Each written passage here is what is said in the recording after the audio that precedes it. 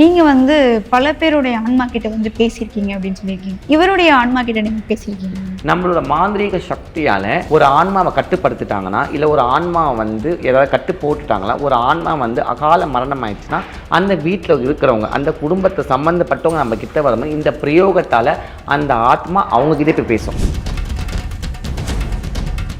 உசேனி அவர்களுக்கு வந்து மறுஜென்மம் அப்படின்னு ஒரு விஷயம் இருக்குமா? மோஸ்ட்லி எல்லாருமே கடைசி ஆசை நிறைவேறாம இறந்தவங்களுக்கு ஒரு மறுஜென்மம் இருக்கும் அப்படின்னு சொல்லுவாங்க. இவருக்கு இந்த மறுஜென்மம் வந்து இருக்காங்க. சாஸ்திரப்படி, வேத புராணங்கள் படி மாந்திரீக சக்தி என்னன்னா, ஒரு ஜீவன் மறுஜென்மம் இருக்குதுன்னா அந்த ஜீவனுக்கு வந்து அது ஆணாகட்டும் பெண்ணாகட்டும் எந்த உலகத்தில் இருக்கிற அத்தனை ஜீவராசிகளுமே தன்னோட பிறப்பிலிருந்து இன்னொரு பிறவி, அதாவது குழந்தைகள் பிறந்தால் மட்டுமே தான் அவங்க மறுஜென்மம் எடுப்பாங்க.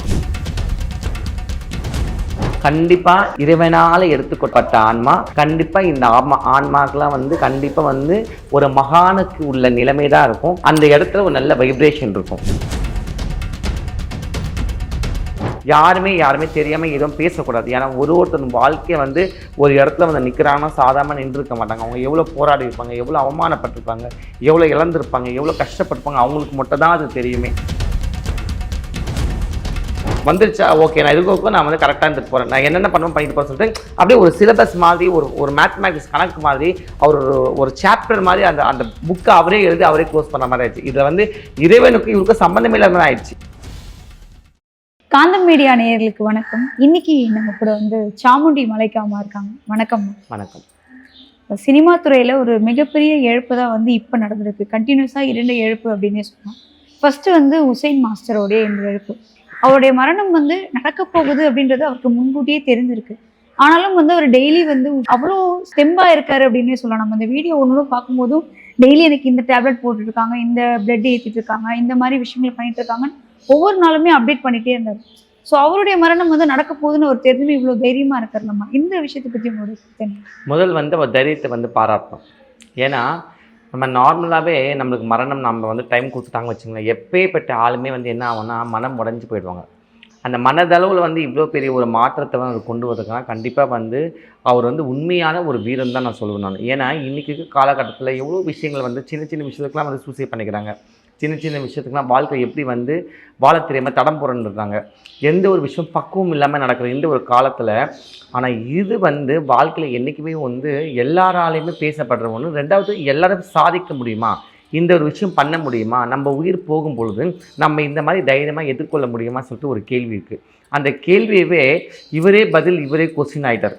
அதாவது இனிமேல் யாருமே இந்த மாதிரி பண்ணவும் முடியாது. ஒன்லி அண்ட் ஒன் மேன் சொல்லிட்டு ஒன் அண்ட் ஒன்லி சொல்லிட்டு இவர் வந்து பண்ணி முடிச்சது வந்து பெரிய ஒரு ஆச்சரியம். ஏன்னா எப்பேற்பட்ட விஷயத்துலையுமே இப்போ நார்மலாக நம்ம வந்து ஒரு சின்ன நம்ம கை கால் வலி, ஏன் அவ்வளோ போகிறீங்க, ஒரு சுகர்னு வந்துட்டாலே முடிஞ்சிருச்சு, ஒரு பிபி இருக்குன்னு சொன்னாலே முடிஞ்சிச்சு, ஒரு லிவர் போயிடுச்சுனாலும் முடிஞ்சிச்சு, ஒரு கண்ணு போயிடுச்சுன்னா முடிஞ்சிச்சு. அப்படி இருக்கிற இந்த காலகட்டத்தில் தன் உயிரே போக போகுது, யமதர்மம் இந்த டேட்டுக்குள்ளே வந்துட போகிறான், எல்லாம் முடிஞ்சிருச்சு, வாழ்ந்த வாழ்க்கை மாயாயிடுச்சு. கணவன், மனைவி, உற்றார், உறவினர்கள், சொந்தம், பந்து, தன் வளர்த்த நாய்க்குடி, தன் வளர்த்த மனிதர்கள், தன் வளர்த்த குழந்தைகள், எல்லா விதமான அத்தனையுமே விட்டுட்டு போக போகிறோம். ஸோ அப்படி இருக்கும்பொழுது ஃபஸ்ட்டு வந்து நம்மளுக்கு மீது அழகாதான் தோணும், அப்படியே மனதளவு நொறுங்கிடுவோம் நம்ம. பட் ஆனால் இந்த மனிதன் வந்து எப்படி இதை வந்து எதிர்கொண்டு எப்படி இதை வந்து போராடி அதில் வந்து அவர் வந்து வெற்றி கொண்டாருன்னு சொல்ல முடியும். சரி, நான் எப்பவுமே சொல்வேன், மரணம் வந்து அடுத்த படி, மரணம் வந்து அடுத்த வாழ்வு, அடுத்த கதவு தான் சொல்ல முடியும். அதனால தான் வந்து எப்போயுமே வந்து சொல்வேன், மரணத்தை வந்து யாருமே நம்ம எதிர்கொள்ளும் பொழுது தர்மத்தோடு நிற்கணும். அப்போ தர்மத்தோடு நிற்கும்போது நம்ம பயப்பட தேவையில்லை. ஸோ இவரோட பாதையில் பார்த்தா அவர் தர்மத்தோடு நிற்கிறாரு. நம்ம மரணம் வந்துருச்சு, அவ்வளோதான். என்றைக்கு இருந்தாலும் நம்ம இறக்க போகிறோம், அது இன்றைக்கி இறக்க போகிறோம், நம்ம தெரிஞ்சிச்சு, நம்ம இருக்கிறப்போ என்னென்ன பண்ண சொல்லிட்டு அவர் வந்து எல்லாமே வந்து ஃபிக்ஸ் பண்ணிக்கிறாரு. ஸோ இது ரொம்ப ஒரு பட் ஆனால் சேட் தான். பட் அவரோட பார்வையில் பார்க்கும்போது இவர் வந்து ஒரு பெரிய மாவீரன் தான் சொல்ல முடியும். நார்மலாகவே நம்மளுக்கு ஏதாவது ஒரு கை கால் வலியோ இல்லை உடம்பு சரியில்லைனா நம்ம அதை பற்றி நினச்சிக்கிட்டே இருப்போம். வாழ்க்கை நினைச்சு நம்மளுக்கு இன்னும் நோய்கள் அதிகமா. 100 வயசு வாழ்றவங்க அதை நினைச்சு பாதிலே போயிடுவாங்க. அதை விட இல்லாம அக்கம் பக்கத்துல ஐயோ இப்படி போயிடுச்சு, ஐயோ பாவம், ஐயோ சொல்லிட்டு நம்ம ஆறுதல் சொல்ற வராங்களோ இல்லையோ, நம்ம பார்த்து அழுது நம்ம அதுலயே வந்து பாதி டிப்ரெஷன் ஆகி நல்லா இருக்கிற உயிர் கூட சட்டுன்னு போயிடும். பட் ஆனால் இவர் வந்து இத்தனை சுற்றும் சூழல் பேர் புகழ் எடுத்த மனிதர் இப்படி ஒரு விஷயத்தை வந்து தாக்கு பிடிச்சி இதை வச்சு அவர் போராட்டம் நினச்சி கூட இது பண்ணார். போராடவே இல்லை, வந்துருச்சா ஓகே நான் இதுக்கும் நான் வந்து கரெக்டாக இருந்துட்டு போகிறேன், நான் என்னென்ன பண்ணுவேன் பண்ணிட்டு போகிறேன் சொல்லிட்டு அப்படியே ஒரு சிலபஸ் மாதிரி ஒரு மேத்தமேட்டிக்ஸ் கணக்கு மாதிரி அவர் ஒரு சாப்டர் மாதிரி அந்த புக்கை அவரே எழுதி அவரே க்ளோஸ் பண்ண மாதிரி ஆயிடுச்சு. இதில் வந்து இறைவனுக்கு இவருக்கு சம்மந்தமே இல்லாமல் ஆயிடுச்சு. ஏன்னா ஒரு மரணம் வந்து எல்லாருக்குமே வந்து எப்போ வருது, இப்போ பார்த்தீங்கன்னா இப்போ வந்து அவர் பேர் நம்ம அவரோட பையன் வந்து மனோஜ் வந்து இறந்தான். இது வந்து ஒரு இயற்கையான, அதாவது வந்து மரணம்னா டக்குன்னு ஹார்ட் அட்டாக் வந்து செத்து போயிட்டார். ஸோ இது வந்து யாருக்குமே எதிர்பார்க்கல. பட் ஆனால் இவரோட மரணம் அப்படி கிடையாது. நல்லா அந்த மனிதர் திடீர்னு வந்து உடம்பு சரியில்லாமி அவர் வந்து இப்போ மட்டும் அந்த கஷ்டப்படலையா. சரி, அவரோட சிஷ்யர்கள் என்ன சொல்கிறாங்கன்னா, அவர் கடந்த ஆண்டுமே சரி நிறைய பிரச்சனைகள், நிறைய உடம்பு இதில் வந்து அவர் வந்து நிறைய வந்து போராட்டம் இருக்குது, நிறைய உடம்பு சரியில்லாமல் ஒரு நிறைய வந்து அதாவது சர்ஜரிஸ் பண்ணிக்கிறாங்க, நிறைய அதெல்லாம் தாண்டி வந்துக்கிறார். ஸோ அதனால என்னவோ அவர் வந்து மனதளவில் வந்து ரொம்ப வந்து தைரியம் ஆகிட்டாரா நம்ம சொல்ல முடியல. பட் ஆனால் இது ஒரு பெரிய இழப்பு தான். ஏன்னா வந்து இன்றைக்கி சூழ்நிலை இந்த உலகத்தில் வந்து சட்டுன்னு எல்லாம் கண்ணை மூடுறப்போ அந்த மரணம் வந்து எந்த அளவுக்கு வேகமாக நம்மக்கிட்ட வருது சொல்லிட்டு நம்ம இதை வந்து பார்த்துக்கணும். இருக்கிற வரைக்கும் நம்ம தர்மத்தோட நியாயத்தோட எல்லாருக்குமே வந்து சமமாக நம்ம வந்து இருந்துட்டு வாழறது தான் வந்து சேஃப். ஏன்னா அவருடைய கடைசி ஆசைன்னு சொல்லிட்டு நிறைய விஷயங்கள் ஒவ்வொருத்தவங்க ஒவ்வொரு மாதிரி சொல்கிறாங்க. அவருடைய எலும்பு எடுத்து சிலையாக வைக்கணும் அப்படின்றாங்க. கடைசி ஆசையா வந்து விஜய் வந்து நான் பார்த்துருக்கணும், எனக்கு பார்க்கணும்னு ஆசை இருக்கு அப்படின்னு சொல்லிட்டு ஒவ்வொரு விஷயங்கள் ஒவ்வொருத்தவங்க ஒவ்வொரு மாதிரி சொல்றாங்க. அவருடைய கடைசி ஆசை என்ன? அவரோட கடைசி ஆசை அவர் வெரி கிளியரா சொல்லிட்டாரு, டிஃபைன் பண்ணிட்டு போயிட்டாரு. அது என்னன்னா, தன்னோட உடம்பை வந்து அவங்க வந்து அந்த மருத்துவங்களுக்கு வந்து கொடுக்கணும்னு சொல்லிட்டு அந்த இருதயத்தை வந்து அந்த புத்த சிலை வந்து அவர் வந்து முஸ்லீமாக இருந்தால் கூட இந்துவாக வந்து கன்வெர்ட் ஆகிக்கிற போலக்கு அந்த மதத்தை ஃபாலோ பண்ணிக்கிறாரு. அந்த புத்தரோட சிலையில் அந்த இருதயத்தை வச்சு ஒரு இது பண்ணி அதை வந்து அவரோட சீடர்கள் வந்து கடைசிக்கும் மெயின்டைன் பண்ண சொல்லிக்கிறாரு. இது ரெண்டுமே வந்து நடக்கலை ஆக்சுவலி. ஏன்னா டாக்டர்ஸ் என்ன சொல்லியிருக்காங்க, அவருக்கு வந்து அந்த பிளட் லெவல் வந்து ரொம்ப கம்மியாகி எல்லாமே போயிட்டு, ஸோ எந்த ஒரு பார்ட்டுமே வந்து எதுக்குமே யூஸ் ஆகாதபடி ஆயிடுச்சு சொல்லிட்டு சொன்னதால் எந்த ஒரு பார்ட்டுமே அவங்க எடுத்து வந்து பண்ண முடியல. ஸோ அவரோட கடைசியோட ஊருக்கு கூட பார்த்திங்கன்னா இந்த மதுரையில் அவரோட சொந்த தாய்மண்ணுக்கு போயிட்டார். ஸோ அது நம்ம பிரார்த்தனை தான் பண்ணிக்கணும். ஏன்னா அவருடைய ட்ரீட்மெண்ட் எடுத்துட்டு இருக்க டைம்லேயே வந்து நடுவில் திடீர்னு வந்து அவர் இறந்துட்டாரு அப்படின்னு சொல்லி ஒரு ஃபேக் நியூஸ் ஒன்று போட்டிருந்தாங்க. ஆனா அதுக்கப்புறம் அவரே ஒரு வீடியோ போட்டிருந்தாரு, எனக்கு ஒண்ணுமே இல்லை, நான் சரியா தான் இருக்கேன், நான் இதுக்கப்புறம் மீண்டு வருவேன். ஒரு விஷயம் நீங்க உனக்கு கவனிக்கணும், நல்லா பாருங்க.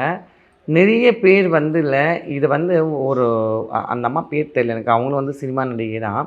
அந்த அம்மா வந்து சொல்லியிருக்காங்க, இது வந்து நீங்கள் வந்து சர்வசாதாரணமாக சொல்லிடுறீங்க, ஆனால் ஒரு வாயிலனா ஒரு வாய் பழிச்சது இல்லை சொல்லிட்டு. ஏன்னா இந்த மாதிரி நிறைய பேர் வந்து திடீர்னு வந்து ஃபேக்காக வந்து பரவி சில நடிகர்கள் நிஜமாக செத்து போய்க்கிறாங்க. இப்போ சமீபத்தில் அது ஒரு அம்மா வந்து ரொம்ப ஆணித்தரமாக வந்து, அவங்க பேர் எனக்கு தெரியல, ட்ராமா ஆர்டிஸ்ட், அவங்க குக் கூட பண்ணுவாங்க, அவங்க பேர் எனக்கு தெரியல. இன்னும் அவங்க வந்து தெளிவாக சொல்லிக்கிறாங்க, தயவுசெய்து இந்த மாதிரி ஃபேக்காக பரவாதீங்க. ஏன்னா ஒரு வாயில்னா கூட அது வந்து நம்மளோட நம்பிக்கை அது சரியா சொல்லிட்டு ரொம்ப தெளிவாக சொல்லியிருக்காங்க. ஸோ எதுவுமே வந்து நம்ம தெரியாமல் இந்த மாதிரி சொல்கிறதால அது நம்ம வாய் பழிச்சிச்சுன்னா கூட இந்த மாதிரி கூட ஆகும் சொல்லிட்டு அவங்க சொன்னதால நான் பார்த்து சொல்கிறேன். நான் யாருமே அவ்வளோ சீக்கிரம் வந்து நம்ம இயலவும் தேவை கிடையாது. ஏன்னா ஒருவரோட வளர்ச்சி, ஒருவரோட வாழ்க்கை பயணம் வந்து அவங்களுக்கு மட்டும்தான் அந்த வலிவேதனைகள் தெரியும். நம்ம சாதாரணமாக இருந்து ஒன்றுமே இல்லாமல் சாதாரண ஒரு கமெண்டில் போட்டு தள்ளிடுறோம். நம்ம அதெல்லாம் வந்து கண்டிப்பாக வந்து இதெல்லாம் குறைக்கணும். ஏன்னா இன்றைக்கி இருக்க காலகட்டத்தில் நம்மளோட வாழ்க்கை நம்ம கையில் இல்லாமல் தவறே இன்றைக்கி போகுது. எதெல்லாம் நம்ம வந்து வாழ்க்கையில் கஷ்டம் நஷ்டம் சொல்கிறோமோ அதெல்லாம் வந்து இன்றைக்கி பெருக்கெடுத்து ஆறாக ஓடுது. இன்றைக்கெலாம் ஒரு நாளுமே வந்து வாழ முடியாத சூழ்நிலை நம்ம வந்து நிற்கிறோம். ஸோ இதெல்லாம் வந்து குறையணும். மற்றவங்களை வந்து பரிகாசம் பண்ணுறதை நம்ம நிறுத்தணும். சரியா? நம்ம வந்து என்னை கேட்டால் இந்த யூடியூப் சேனலில் கீழே கமெண்ட் செக்ஷனே இருக்கக்கூடாது சொல்கிறேன். நான் அந்த கமெண்ட் செக்ஷனே இருக்கக்கூடாது, பார்த்தோமா ஃபார்வர்ட் பண்ணி போயினே இருக்கணும். என்னம்மா சொல்கிறேன், இந்த கமெண்ட்டுன்னு ஒன்று போட்டு தானே. ஏன் சொல்கிறேன்னா, சமீப காலத்துக்கு ஒரு பொண்ணு வந்து ஒரு குழந்தை வந்து இறந்து போயிட்டு அந்த தாயை வந்து கமெண்ட் பண்ணியே சத்து அந்த பொண்ணு கடைசி சூசைட் பண்ணி செத்து போயிடுச்சு. ஸோ ஒரு உயிரை வந்து ரொம்ப துச்சமாக நினைக்கிறாங்க, புரியுதா உனக்கு? ஸோ அதெல்லாம் வந்து கண்டிப்பாக வந்து குறையணும். ஏன்னா எவ்வளோ பேர் அநியாய ஆக்கிரமம் பண்ணுறாங்க, இவ்வளோ பேசுகிறவங்க யாருமே வந்து அநியாய ஆக்கிரமம் பண்ணுறவங்க கேட்க மாட்டுறாங்க. ஒரு அப்பாவே ஏதோ ஒரு சிறு தவறுகள் செய்கிறவங்க வந்து அதை வந்து ரொம்ப பெரிய விஷயமாக்கி அவங்க வந்து மரண தண்டனை கொடுக்குற அளவுக்கு மனிதர்கள் பண்ணிடுறாங்க. ஸோ இதெல்லாம் வந்து கண்டிப்பாக குறையணும். யாருமே தெரியாமல் எதுவும் பேசக்கூடாது. ஏன்னா ஒருத்தர் வாழ்க்கையை வந்து ஒரு இடத்துல வந்து நிற்கிறாங்கன்னா சாதாரணமாக நின்றுருக்க மாட்டாங்க. அவங்க எவ்வளோ போராடி இருப்பாங்க, எவ்வளோ அவமானப்பட்டிருப்பாங்க, எவ்வளோ இழந்திருப்பாங்க, எவ்வளோ கஷ்டப்பட்டிருப்பாங்க, அவங்களுக்கு மட்டும் தான் அது தெரியுமே. சரியா? இப்போ பாரு சமீபத்தில் கூட கல்பனா கூட பார்த்தீங்கன்னா அந்த பொண்ணு வந்து இறக்கவே கிடையாது.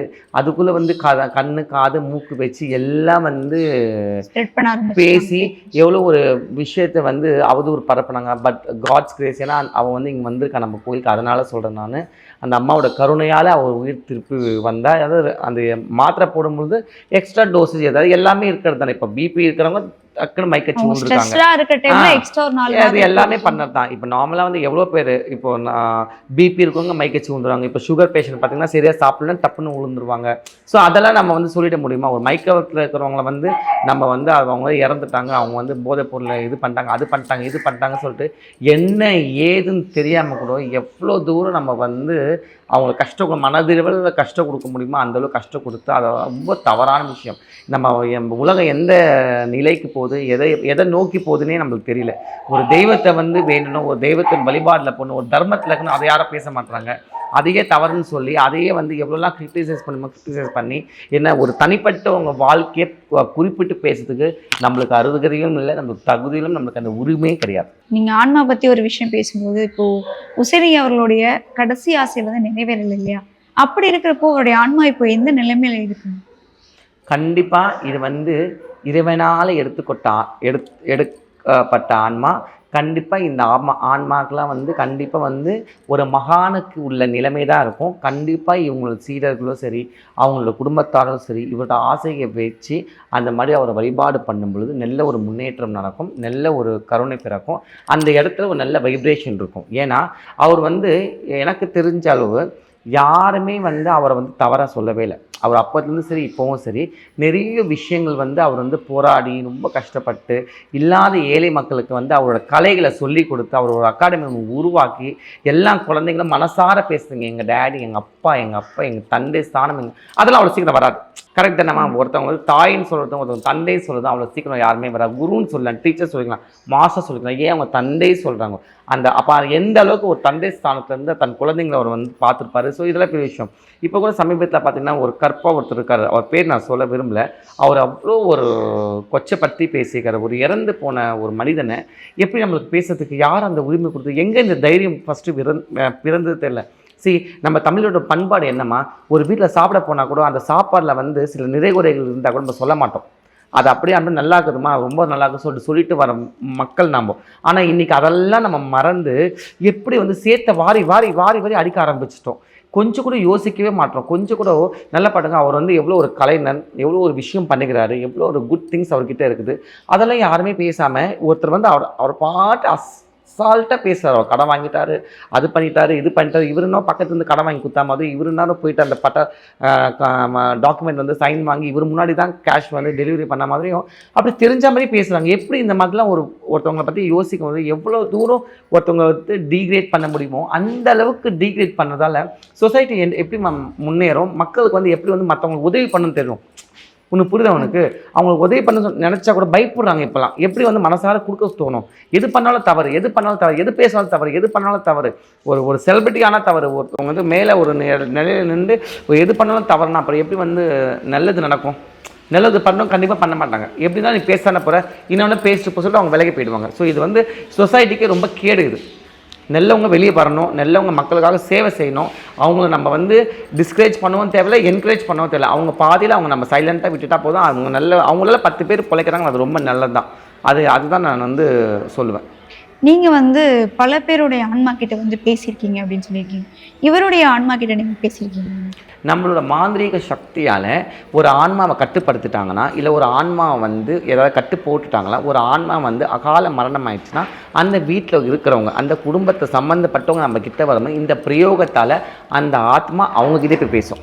என்கிட்ட பேசுது, அவங்ககிட்டே போய் அவங்ககிட்ட போய் நின்று எதனால் நான் இருந்தேன், எனக்கு என்ன தேவை, எதனால் என் வாழ்க்கை போய் சொல்லிட்டு கிளியர் டெஃபினேஷன் கொடுக்கும். ரெண்டாவது, இது வந்து காஷியோட பலம், அகோரிகளோட வழிபாடாக இருக்கிறதால இங்கே எப்பேற்பட்ட ஆத்மசரிவு முக்தி எப்பேற்பட்ட அகால மரணத்துக்கும் இந்த பரிகாரம் பண்ணும்போது முக்தி. ஏன்னா இது கங்கையோடு சேர்ந்தது, காசியோடு சேர்ந்தது. இங்கே யார் வந்தாலும் ஒன்று இந்த பூஜைக்கு முன்னாடி தன்னால் காசிக்கு போயிடுவாங்க, இல்லை காசிக்கு போய் தன்னால் இங்கே வருவாங்க. ஸோ இந்த மாதிரி இங்கே கனெக்ஷன். ஏன்னா நம்ம அம்மா வந்து நம்ம அங்கேருந்து கொண்டு வந்தாலும் இந்த பரிகாரம் வந்து அகோரிகளோட பரிகாரம் நம்ம பண்ணதால் இந்த பலம் இங்கே இருக்குது. ஏன்னா நிறைய விஷயங்கள் வந்து எனக்கே வந்து தெரிஞ்சிருக்கு. அது மட்டும் இல்லை, இங்கே வரவங்களும் நிறைய பேர் வந்து சொல்லியிருக்காங்க. ஸோ அதனால் சொல்கிறேன். உசேனி அவர்களுக்கு வந்து மறுஜென்மம் அப்படின்னு ஒரு விஷயம் இருக்குமா? மோஸ்ட்லி எல்லாருமே ஒரு கடைசி ஆசையை நிறைவேறாமல் இருந்தவங்களுக்கு ஒரு மறுஜென்மம் இருக்கும் அப்படின்னு சொல்லுவாங்க. இவருக்கு இந்த மறுஜென்மம் வந்து இருக்காங்க. கர்மாவோட வினையை தான் நம்ம பார்க்கணும். பூர்வ ஜென்மத்தோட புண்ணிய பலம் தான் நம்ம இந்த ஜென்மத்தில் பிறவி எடுத்துக்கிறோம். பட் ஆனால் சாஸ்திரப்படி, வேத புராணங்கள் படி, மாந்திரீக சக்தியில் என்னென்னா, ஒரு ஜீவன் மறுஜென்மம் இருக்குதுன்னா அந்த ஜீவனுக்கு வந்துல அது ஆணாகட்டும் பெண்ணாகட்டும் எந்த உலகத்தில் இருக்கிற அத்தனை ஜீவராசிகளுமே தன்னோட பிறப்பிலேருந்து இன்னொரு பிறவி, அதாவது அவங்களுக்கு குழந்தைகள் பிறந்தால் மட்டுமே தான் அவங்க மறுஜென்மம் எடுப்பாங்க. அவங்களுக்கு குழந்தைகள் பெறாமல் இருந்தால் அது ஆணாக இருந்தாலும் சரி பெண்ணாக இருந்தாலும் சரி அவங்களுக்கு புண்ணியங்கள் பண்ணும் பொழுது மறுஜென்மம் கிடையாது. நான் சொல்லி விளங்குதா? ஏன்னா அவங்களுக்கு வம்சாவளி இல்லைன்னா அந்த இடத்துலேயே இறைவன் அவங்களுக்கு புள்ளி வைக்கிறான்.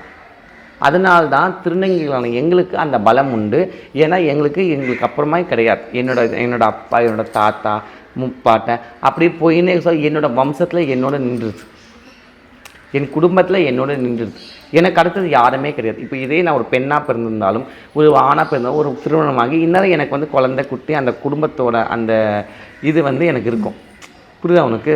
அப்படி இருக்கும் பொழுது அந்த விஷயங்கள் வந்து கண்டினியூ ஆகும். பட் ஆனால் ஒரு திருநங்கையாக பிறக்கும் பொழுது, இல்லை ஒரு ஆணாக இருந்து குழந்தை இல்லாமல் ஒரு பெண்ணாக இருந்து குழந்தை, அவங்கெல்லாம் வந்து கண்டிப்பாக வந்து முக்திக்குரியவங்க. ஏன்னா அவங்களுக்கு எந்த ஒரு வேறுபாடும் கிடையாது. அவங்க வந்து ஆன்மீக நிலையில் இருக்கும் பொழுது, தெய்வ நம்பிக்கையில் இருக்கும் பொழுது, தெய்வ பலத்தோடு இருக்கும், நன்மைகள் தன்னால் அவங்களுக்கு சூழ்ந்து போகும். ஃபார் எக்ஸாம்பிள் இவருக்கே பார்த்துங்களேன், இவர் தனியாக இருக்கிறது 2 டைம்ஸ் வந்து மேரேஜ் ஆகி டைவர்ஸ் ஆகிருக்குது. அதுக்கப்புறம் கூட பார்த்திங்கன்னா வந்து பல குழந்தைகள் அவர் வந்து தந்தையாக அவர் பாவித்து நிறைய விஷயங்கள், நிறைய ஏழை மக்களுக்கு நிறைய வந்து அவர் பண்ணியிருக்காரு. என்ன அப்படி இருக்கும் பொழுது அந்த கர்மா கண்டிப்பாக அவரை விட்டு விலகி அவர் முக்திக்கு தான் கொண்டு போகும். நான் சொல்ல புரியுதாம்மா? அவர் முக்திக்கு தான் கொண்டு போவோம். ஸோ இதெல்லாம் தான் அந்த பாதைகள். தர்மத்தின் வழியில் யார் இருக்கிறாங்களோ இந்த இது நான் சொல்கிறது மட்டும் அது இல்லாமல் இருந்தால் கண்டிப்பாக வந்து அது முக்திக்கு கொண்டு போகும். எவ்வளோ விஷயங்கள் நீங்கள் சொன்னீங்கம்மா. இப்போது அவர் இறந்ததுக்கு அப்புறமா அவருடைய ஆன்மாவை வந்து வழிபடுவாங்களா, இல்லை அவரை குருவாக நினச்சி எல்லாருமே வந்து மதிப்புக்குரிய ஒரு மனிதராக பார்ப்பாங்களா? கண்டிப்பாக நல்ல கேள்வி. இந்த மாதிரி ஆன்மாக்களால் நம்ம உண்மையிலேயே குருவாக ஏற்றுக்கணும். ஏன்னா எப்போ அந்த ஆத்மா வந்து மற்றவங்களுக்காக தன்னையே அர்ப்பணித்து என்னோடய இருதயம் வந்து என்னோடய சரீரம் வந்து எல்லாருக்குமே இது பங்களிக்கட்டும், என்னோடய எல்லா விதமான வாழ்க்கையுமே நான் வந்து பிறருக்காக நான் வந்து இழந்திருக்குன்னு சொல்லும்போது இனிமேல்ட்டு அவரோட சீடர்கள் வந்து இவரை வந்து ஒரு குருவாவோ தெய்வமோ மகானாவோ இருந்து அவங்களுக்கு அந்த பூஜை முறைகள் வழிபாடெலாம் பண்ணால் கண்டிப்பாக நல்ல ரிசல்ட், அந்த இடத்த நல்ல ஒரு சுபிட்சம் இருக்கும், நல்ல ஒரு வைப்ரேஷன் இருக்கும். இவ்வளோ நேரம் வந்து உசேனி அவருடைய ஆன்மா பற்றி பல விவரங்களை பகிர்ந்து கொடுக்கிறோம். நன்றி. நன்றி.